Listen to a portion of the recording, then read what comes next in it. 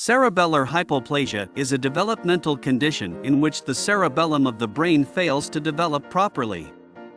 The cerebellum is the portion of the brain that controls fine motor skills, balance, and coordination. The condition is not painful or contagious. What causes it? Cerebellar hypoplasia most commonly occurs when a pregnant cat becomes infected with feline panleukopenia virus and passes the infection to her unborn kittens. The panleukopenia virus preferentially attacks rapidly dividing cells. During the perinatal period, i.e., in the last weeks of pregnancy and the first weeks after birth, the cerebellum is undergoing rapid growth and development, making it vulnerable to attack by the virus. The condition may only affect one kitten in a litter or may involve all littermates. What are the symptoms? Since the cerebellum is responsible for purposeful movement and coordination, the symptoms of this condition may not become apparent until the kitten starts to try and stand or walk on its own.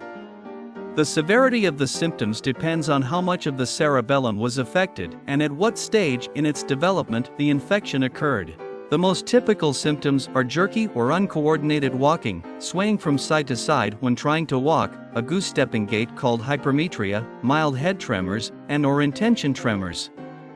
Intention tremors are tremors that occur when the kitten intends to make some sort of movement. Intention tremors may be present to a minor degree when the kitten walks, but will usually become more pronounced when the kitten tries to do something more involved, such as playing with a toy or bending over to drink or eat out of a bowl. Are there any other causes of this condition? It is possible that a kitten could develop cerebellar hypoplasia if its mother is severely malnourished during her pregnancy or if the kitten suffers a physical trauma to its brain during the period of time when the cerebellum is developing. Other inflammatory diseases of the brain, such as toxoplasmosis infection, may cause similar symptoms. However, the most common cause of this condition by far is infection with panleukopenia virus. How is this condition diagnosed? Cerebellar hypoplasia cannot be detected using routine laboratory tests.